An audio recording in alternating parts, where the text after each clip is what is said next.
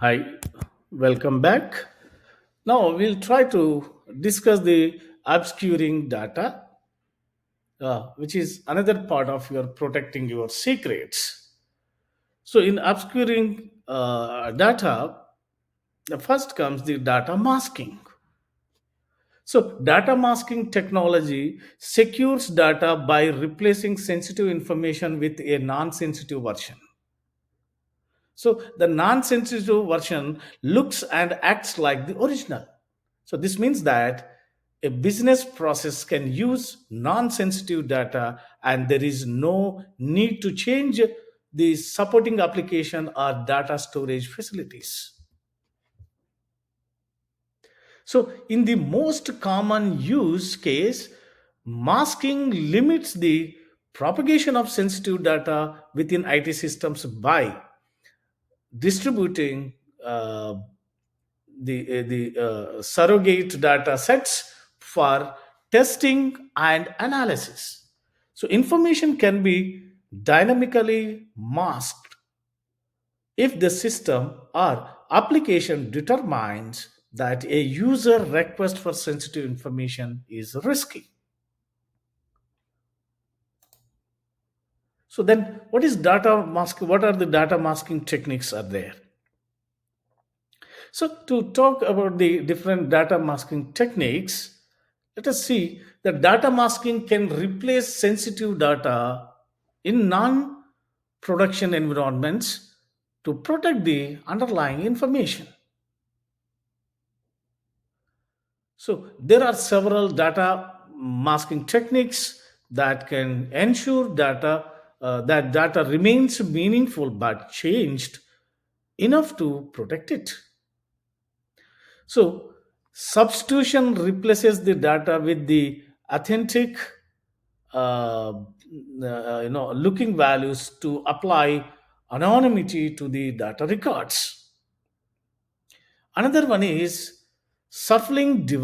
derives a substitution set from the same column of data that a user wants to mask. So this technique works well for financial information in a test database, for example. And another one is nulling out, which applies a null value to a particular field, which completely prevents visibility of your data. So these are three different the data masking techniques. So in this, another technique comes that the steganography. So, what is the steganography for your data masking purpose? So, steganography that conceals data or the message in another file, such as a graphic, audio, or other text files. So, the advantage of steganography over cryptography is that the secret message does not attract any special attention here. So no one would ever know that a picture actually contained a secret message by viewing the file either electronically or in the hard copy of.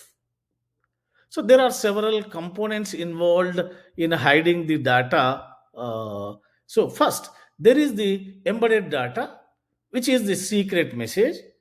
The cover text or cover image or cover audio hides the embedded data, producing the stego text or stego image or stego audio.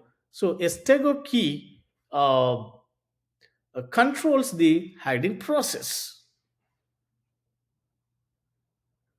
So in steganographic technique, the approach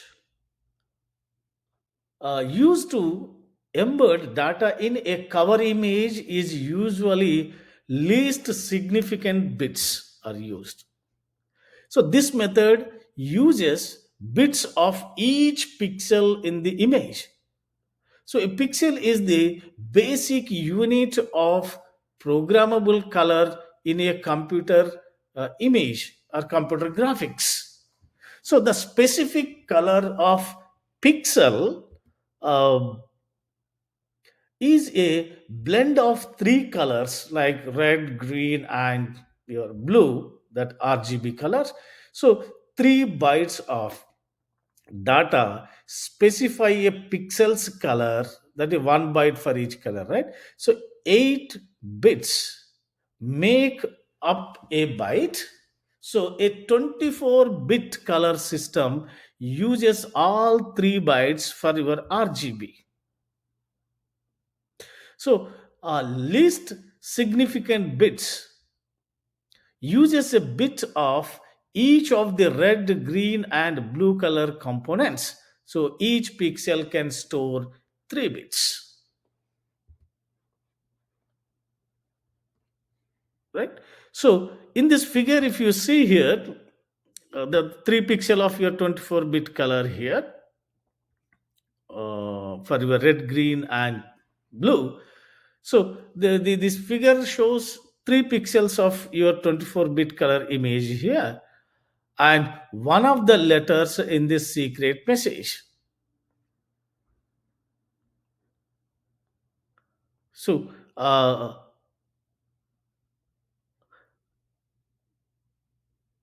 the one of the letter in the secret message is the letter, suppose T, that insert this character, the secret message T, uh, and inserting the character T that changes only 2 bits of your color in this 24 bytes. So that is the binary value of your T is 01010100. So the human eye cannot recognize the changes made to the least significant bits that result in a hidden character. So here you can see least significant bit in the first byte is 1. Here it is changed to 0. The least significant bit of your second byte is also 1. It is also modified, that is mentioned as it is. Here it is 0, it is also same, but the least significant bits in the last field is also changed, the second byte of your last line. So on average, not more than half of the bits in an image will need to change to hide a secret message efficiently. The secret message efficiently, right? So it is the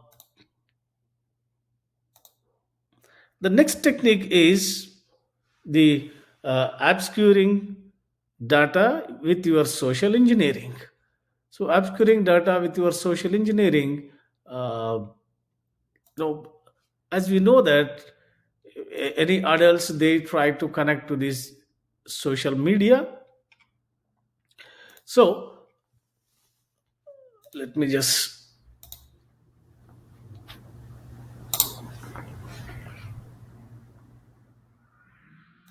okay.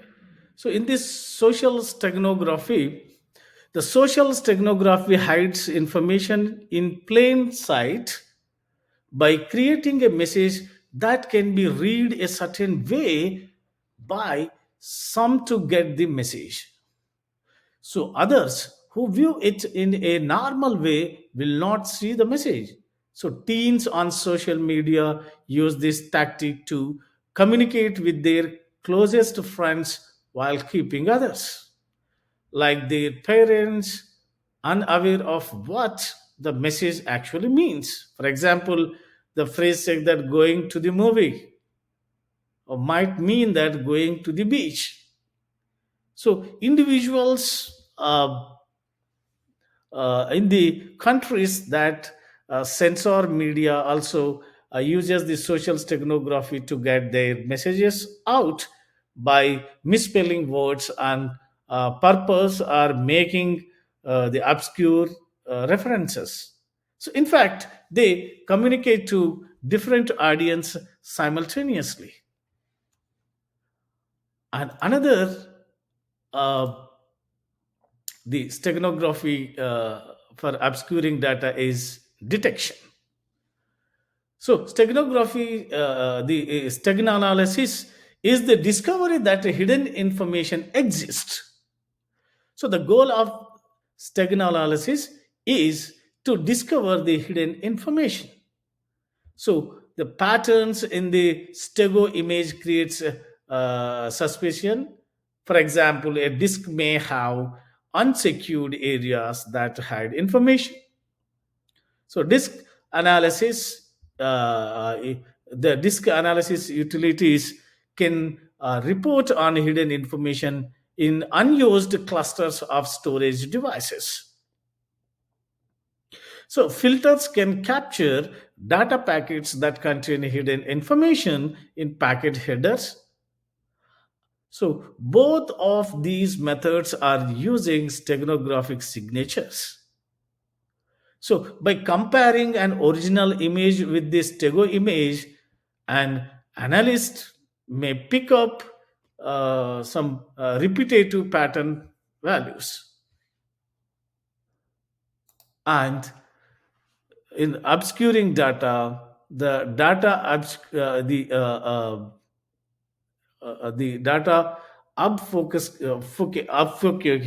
data obfuscation is the use and practice of data that making the data the masking and steganography technique in the cybersecurity and cyber intelligence profession. So obfuscation is the art of making the message confusing, ambiguous, and harder to understand. So a system may purposefully or purposely scribble messages to prevent unauthorized access to sensitive information. So this secret message is the software watermark, and that making protect of your software from unauthorized access or the modification, uh, and the software watermarking that inserts a secret message into the program as proof of ownership, and this secret message is the software watermark. And if someone tries to remove the watermark, the result is non-functional code. So what are the applications of these steganography or obscuring data? So the software watermarking that protects the software from unauthorized access or modification, as we discussed just right now. So if someone tries to remove this, so it is just like a reverse engineering trick.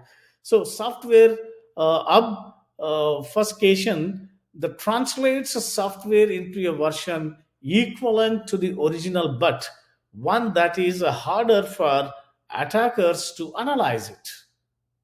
So, trying to reverse engineering the software gives unintelligible results from software that still functions. So, these are few the applications. So, with this, uh, we can conclude that in this session, in this art of protecting secret session, we discussed the principles of uh, the cryptology which is used to secure the communication between your sender and the receiver or client server concept. So the chapter in this discussion we just explained both the symmetric and asymmetric encryption algorithms.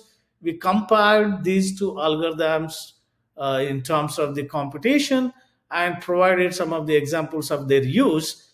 And we also explained how access control prevents unauthorized access to a building, room, or a system, or a server, or a particular file using identification, authentication, authorization, and accountability. And in addition to that, we also described the different access control models and access control types. And finally, we concluded by discussing the various ways the users can mask the data, the the obfuscation and the steganography are two techniques used to accomplish data masking, right? So with this, I would like to conclude this chapter 4 as the art of protecting secrets. In the next lecture series, we will try to discuss about the art of ensuring the integrity. In the next session, we'll try to discuss that. That is how the integrity ensures that data remains unchanged and trustworthy by anyone or anything over its entire life cycle. That we'll try to discuss in the next session.